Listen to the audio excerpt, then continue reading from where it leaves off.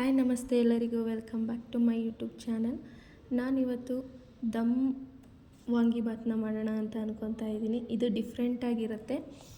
ನಾವೆಲ್ಲ ಯೂಶ್ವಲಿ ಮಾಡ್ಕೊಳ್ಳೋದು ಗೊಜ್ಜು ಮಾಡ್ಕೊಂಡು ರೈಸ್ ಮಾಡ್ಕೋತೀವಲ್ವ, ಆದರೆ ಇದು ಕುಕ್ಕರಲ್ಲೇ ದಮ್ ಕಟ್ ಮಾಡುವಂಥದ್ದು. ಇದು ತುಂಬ ಟೇಸ್ಟು ಚೆನ್ನಾಗಿರುತ್ತೆ.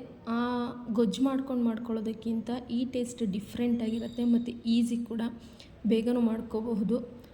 ಲಂಚ್ ಬಾಕ್ಸಿಗೆಲ್ಲ ತುಂಬ ಚೆನ್ನಾಗಿರುತ್ತೆ. ಇದನ್ನು ಯಾವ ರೀತಿ ಮಾಡೋದು, ಏನೇನು ಪ್ರೊಸೀಜರು ಅಂತ ನೋಡೋಣ.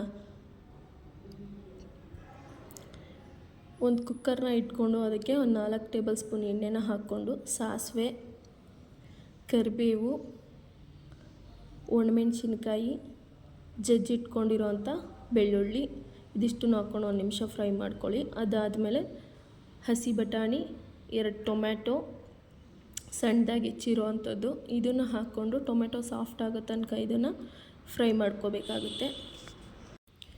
1 ನಿಮಿಷ ಇದನ್ನು ಫ್ರೈ ಮಾಡಿ, ಈಗ ಉದ್ದುದಾಗಿ ಕಟ್ ಮಾಡ್ಕೊಂಡಿರೋ ಅಂಥ ಬದನೆಕಾಯಿನ ಇದಕ್ಕೆ ನಾವು ಸೇರಿಸ್ಕೋಬೇಕು. ಅದಾದ ನಂತರ ರುಚಿಗೆ ತಕ್ಕಷ್ಟು ಉಪ್ಪನ್ನು ಸೇರಿಸಿ ಒಂದು ಅರ್ಧ ನಿಮಿಷಗಳ ಕಾಲ ಇದನ್ನು ನಾವು ಮತ್ತೆ ಟೊಮ್ಯಾಟೊ ಅದೆಲ್ಲ ಸೇರಿಸ್ಕೊಂಡಿದ್ವಲ್ಲ ಅದ್ರ ಜೊತೆ ಫ್ರೈ ಮಾಡ್ಕೋಬೇಕು. ಸ್ವಲ್ಪ ಸಾಫ್ಟ್ ಆಗಬೇಕು ಈ ಬದನೆಕಾಯಿ, ಅಲ್ಲಿ ತನಕ ಇದನ್ನು ಫ್ರೈ ಮಾಡ್ಕೋಬೇಕು ಲೋ ಫ್ಲೇಮಲ್ಲಿ ಇಟ್ಕೊಂಡು. ಅದಾದ ನಂತರ ಒಂದು ಅರ್ಧ ಟೇಬಲ್ ಸ್ಪೂನಷ್ಟು ಅರಿಶಿಣದ ಪುಡಿ, ನಾನಿಲ್ಲಿ MTR ವಾಂಗಿಬಾತ್ ಪೌಡ್ರನ್ನ ತೊಗೊಂಡಿದ್ದೀನಿ. ನಾನು 2 ಗ್ಲಾಸ್ ಅಳತೆಗೆ ಮಾಡ್ತಾ ಇರೋದ್ರಿಂದ 1.5 ಪ್ಯಾಕಷ್ಟು ಹಾಕ್ತಾಯಿದ್ದೀನಿ, 10 ರುಪೀಸ್ದು. ಇದಿಷ್ಟನ್ನು ಹಾಕಿಬಿಟ್ಟು ಸ್ವಲ್ಪ ಎಣ್ಣೆ ಬಿಟ್ಕೊಳ್ಳೋ ತನಕ ಇದನ್ನು ನಾವು ಚೆನ್ನಾಗಿ ಫ್ರೈ ಮಾಡ್ಕೋಬೇಕು. ಈಗ ಹೈ ಫ್ಲೇಮಲ್ಲೇ ಇಟ್ಕೊಂಡು ನಾವು ಫ್ರೈ ಮಾಡ್ಬೋದು, ಏನೂ ತೊಂದರೆ ಇಲ್ಲ.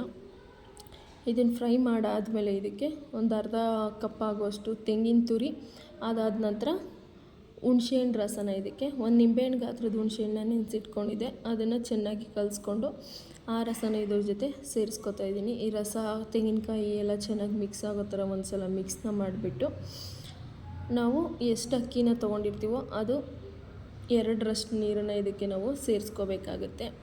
ನಾನು ಕೂಡ 2ರಷ್ಟು ನೀರನ್ನು ಸೇರಿಸ್ಕೊಂಡು ಚೆನ್ನಾಗಿ ಮಿಕ್ಸ್ ಮಾಡ್ಕೊತಾ ಇದ್ದೀನಿ ಒಂದು ಸಲ. ಇದು ಚೆನ್ನಾಗಿ ಕುದಿ ಬರಬೇಕು, ಅಲ್ಲಿ ತನಕ ಮಿಕ್ಸ್ ಮಾಡಿಕೊಂಡು ಅಕ್ಕಿನ ನಾವು ಇದಕ್ಕೆ ಸೇರಿಸ್ಕೋಬೇಕು.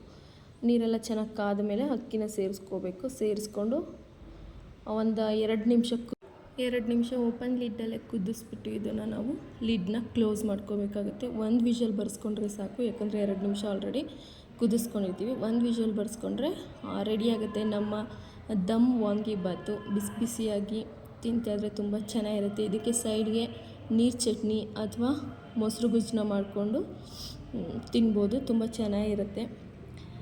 ನೀವು ಮನೇಲಿ ಒಂದು ಸಲ ಟ್ರೈ ಮಾಡಿ. ಹಾಗೆ ನೀವಿನ್ನೂ ನನ್ನ ಚಾನಲ್ನ ಸಬ್ಸ್ಕ್ರೈಬ್ ಮಾಡ್ಕೊಂಡಿಲ್ಲ ಅಂದರೆ ಪ್ಲೀಸ್ ಸಬ್ಸ್ಕ್ರೈಬ್ ಮಾಡ್ಕೊಳ್ಳಿ. Thank you for watching. Bye.